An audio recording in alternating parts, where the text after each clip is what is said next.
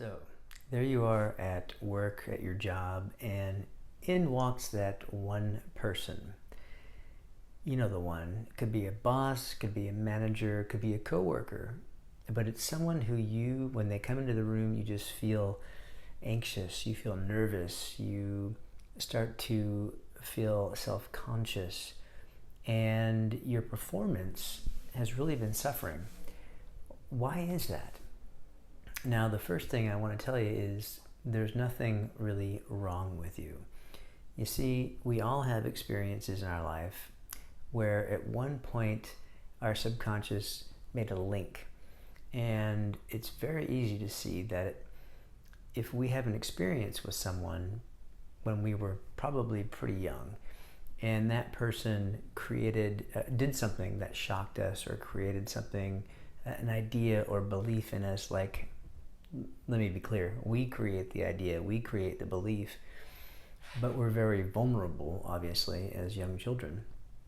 And so if someone does something and we interpret that as we're not good enough, or we don't measure up somehow, then we can our subconscious can take sort of a snapshot of that and link it up to the characteristics of that person. So it could be a location, it could be the way someone looked at you, it could be what somebody said.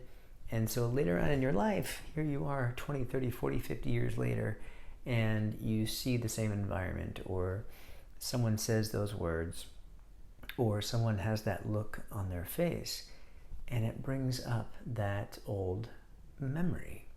And so this is extremely common. And if you think about it, these are like mental shortcuts, right? Your unconscious mind is really just trying to protect you. It wants to keep you in a safe environment. And so these feelings are really there to warn you. But here's the deal. As you probably know, if you're watching this, those feelings are no longer serving you. And what you can begin to do, and what I promise you, is that, once again, you're not broken, and there is a way to transcend those patterns of behavior and emotion. Think of it this way. You're sort of trapped in a box when it comes to this particular experience, and we want to get you outside of the box. Really, we want to get you to realize that there is no box. And once you realize that there is no box, you're able to approach the situation with more ease and more grace and more calm. Even if you still feel a little bit of anxiety, you don't react the same way. It doesn't stick to you like it was. It comes and it goes. And I want that for you, because it's possible.